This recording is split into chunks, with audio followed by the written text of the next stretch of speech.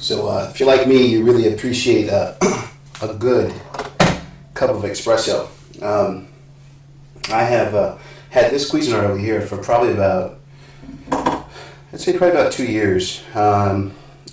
Unfortunately, recently the power button went out, so I haven't been able to really take advantage of it for a bit, and I really need my coffee, so I've been forced to go up the street. You know, one thing about these old, espresso machines, they're nice. These new ones are cheaper and they're pretty strong, but the wands tend to get really nasty and dirty if you don't clean them, intensively every second you get done with milk, and over time, if you lose the sleeve, it becomes even more dingy and disgusting. So, and I've obviously cleaned a lot, but over time, unless you scrub it like a crazy madman, it ends up getting dirty.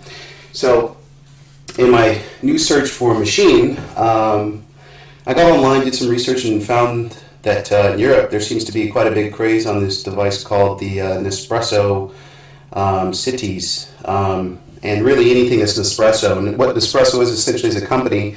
It's part of the Nestle company that creates coffee in these unique little pods. So this is, and I hate pod machines normally, I'll be honest with you, but these pods are made out of aluminum, and they basically put the coffee in and then seal it up. So you're not faced with having to store the coffee and worry about if it's, gets bad after, usually about a week or two of time. So it's nice and sealed. But the units are cool. They come in all kinds of flavors. So, over here I've got, all kinds of different colors. There's the dark colors like this one, obviously, which is black, or this dark green one. This basically indicates the intensity. So as you get lighter all the way here, which is kind of an almond flavor, basically they range from strength, if you will. So if you like a really strong coffee, you probably want to get something like this dark green one, which is really dark and strong, or the black one. This is called Risetto.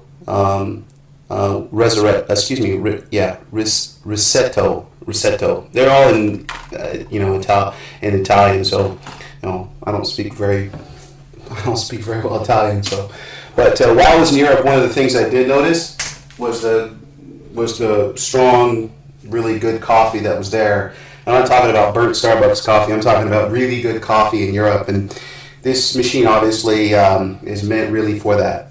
So, getting on to the actual machine, it has in the front here a pod kind of discarder. So you'll notice there's about six. There's 6 pods in there right now that have been discarded after actually I'm going to take them out here because they're kind of in the way.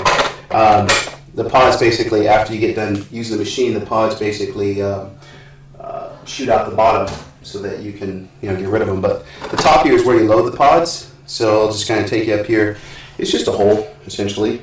The pods go inside the hole, and what happens is once the pods are inside there, it pokes 3 holes in the back and perforates the front, and basically expels coffee out throughout the pod. And it's 19 bar pump, which is a lot stronger than something like this. I think this is maybe 12 if max. Not a very strong espresso pusher, but this one has some really good push on it. And so it's able to expel the espresso out quite well. So I'm going to make basically a cappuccino and kind of give you an idea of how it works. So this happens to be my favorite pod, and the one that I use the most. I actually bought these in bulk, so I bought several of these ones because I like the taste a lot.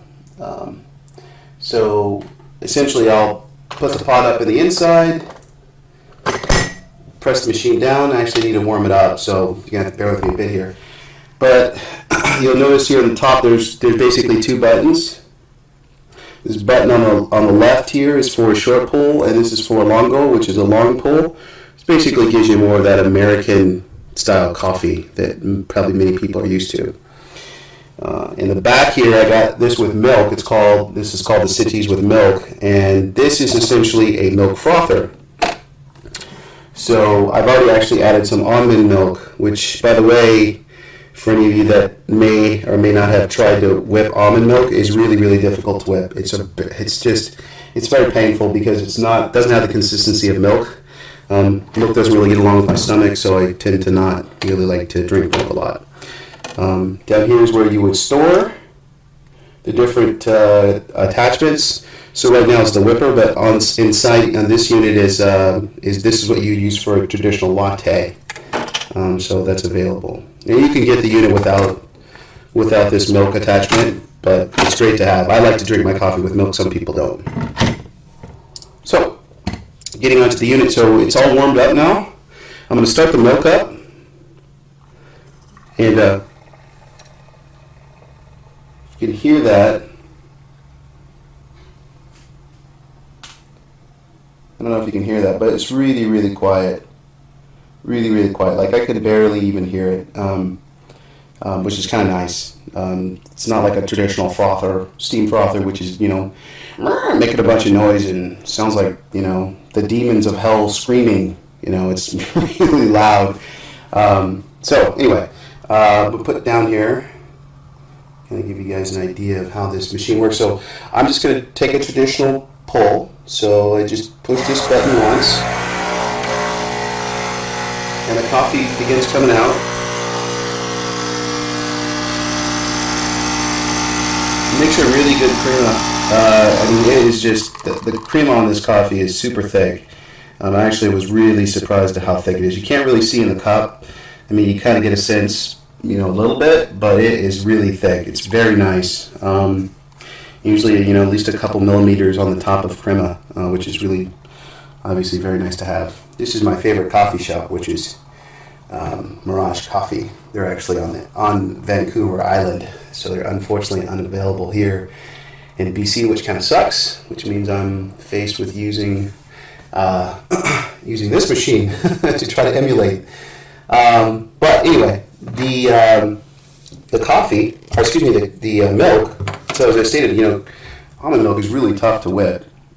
You just have a look in there. That is really thick, and I'm just going to pour this out so you get a good shot. Just super thick, super, super good. Probably one of the best cappuccinos that I've had outside of Italy. It is that good. It tastes that good. So that's it. This is again the let me see if I pronounce it right here. Nespresso Citiz with milk review. So cheerio. So if you're like me, you really appreciate a good cup of espresso. I have had this Cuisinart over here for probably about 2 years. Unfortunately, recently the power button went out, so I haven't been able to really take advantage of it for a bit.